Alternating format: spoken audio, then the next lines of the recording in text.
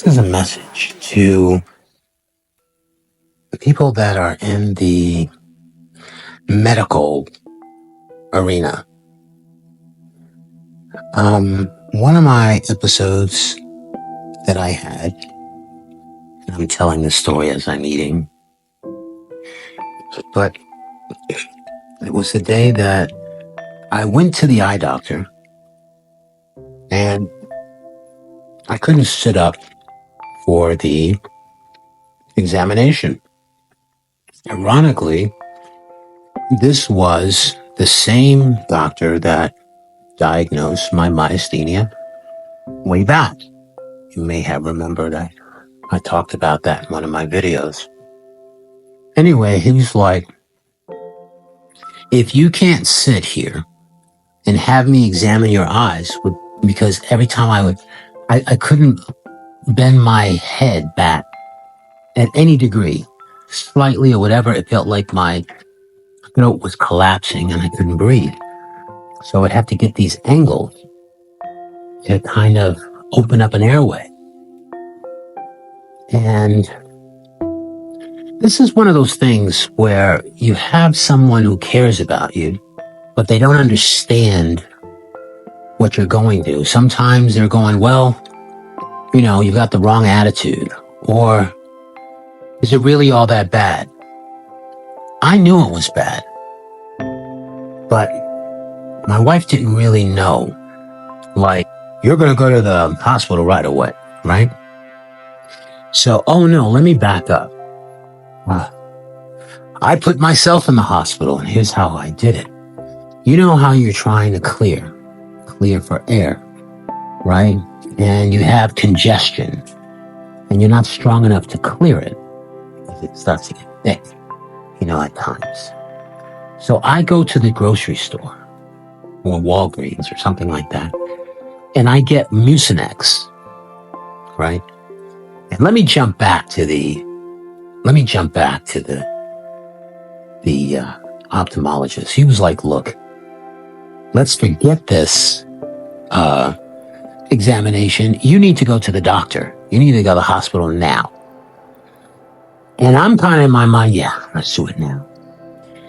And so that's what we're going to do, right? So we leave the ophthalmologist's office and we get in the car, but we need to make a stop. And I don't know why we made the stop.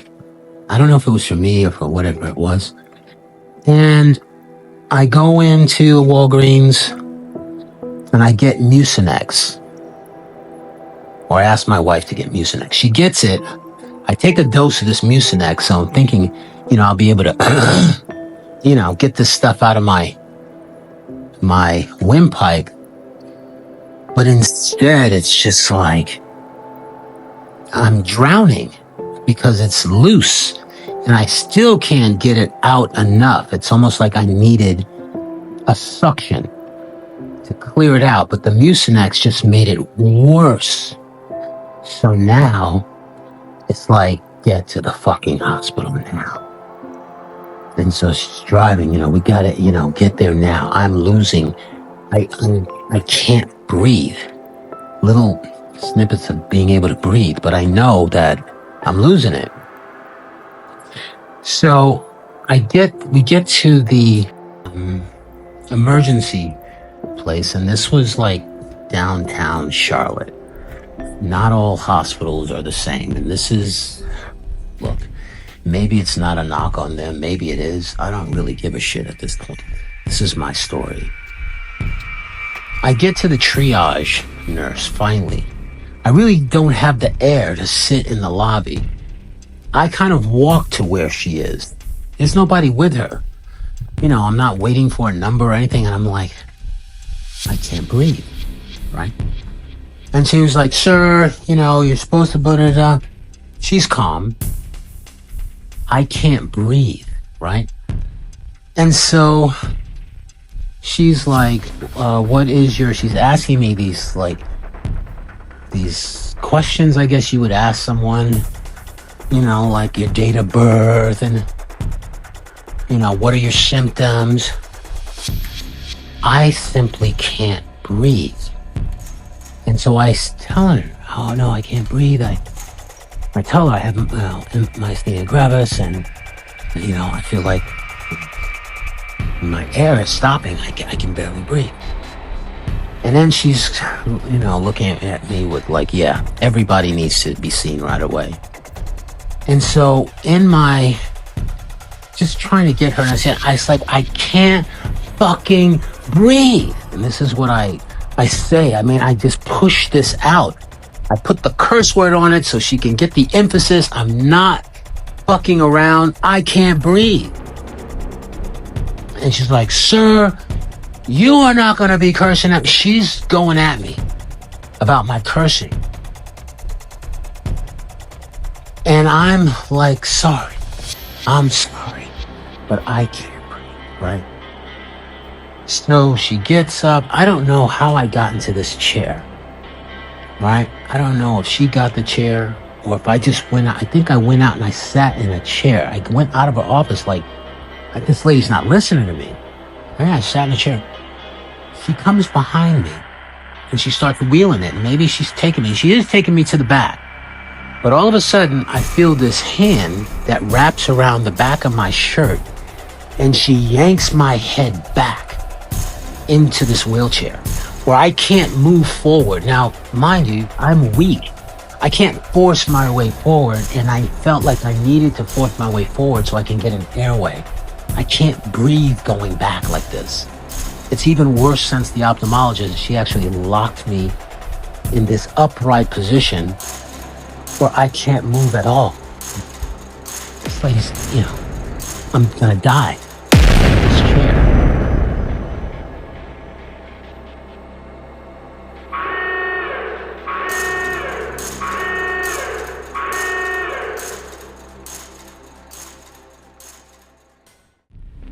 Talk, I can't scream out. I just can't breathe. I just can't breathe. But I get to the back. They put me on this table. And it seems like, whatever she said, I don't know, but I'm on this table. It felt like there was like 5 or 6 doctors, and they're all, look at it, they're trying to grab me, right? And they're trying to get me to lay back. And I'm trying to find a clear airway. So I have to curl my body up in a position where I can find a path for air. They're wanting me to lay back. And they're going, sir, we cannot help you if you do not cooperate. Hey guys, I'm trying to cooperate, but I can't. Right now, I'm fighting for my life. And when you're fighting for your life, your body does what it needs to do to live, right? I can't comply. If I comply, it shuts all my air off. So I can't. And I think I'm screaming, I'm trying, but anyway, they're just around me. Then there's like, I have a sense that they're afraid of me. Like they won't touch me because I'm like wild or something, right? And I'm thinking, they're doctors. They've gotta know something's wrong with me. But they're standing around saying things to me like, if you don't cooperate, we can't help you. They try to grab me and stretch me out this way.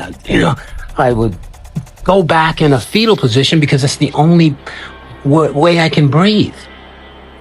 And finally, I'm starting to piss my pants, right? And I'm thinking, surely they're going to see I'm not kidding. I'm peeing my pants. And I'm thinking, I'm going to die. And this is how I'm going to die. I'm standing up and I'm looking as a combination of black people, white people, nurses, doctors. I don't know what they are, but nobody is handling the situation. They are watching me die. That's what it felt like. Finally, faintly, I hear somebody goes, he's aspirating. I didn't even know what that meant at the time. And I hear my wife going, he has myasthenia gravis. And that's all I remember. And then that's all I remember.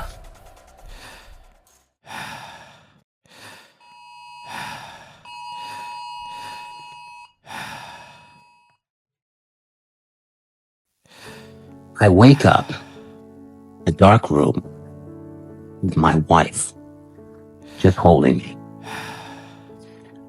I guess I was in a hospital bed. I wasn't quite sure. I felt like I was just in a chair. I think I was in a hospital bed. It was quiet, it was dark, and she's just holding me. And apparently she had, just told them to get the F away from him. He just needs to be calmed, and he needs to get his air. And apparently that's how I got out of that. I was not intubated. This was the precursor. I've yet to become intubated. Not on that day. This was sometime later. Maybe even months later. But anyway, I wanted to capture that because it's a vivid memory, and this message is for people that work in hospitals. They need to understand what's going on with people. Have more empathy. Oh my God, and when you're in emergency, people are in crisis. This lady, I could not believe. I wanted to sue the hospital. I made a complaint, but I didn't follow up with it. The same with some other things that happened to me along the way.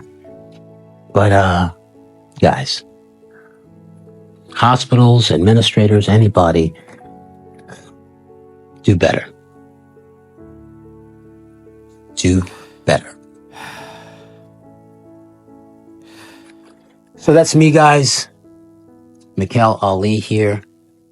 And it's a brighter day. And I'm here to tell that story. So let's get Mikal strong.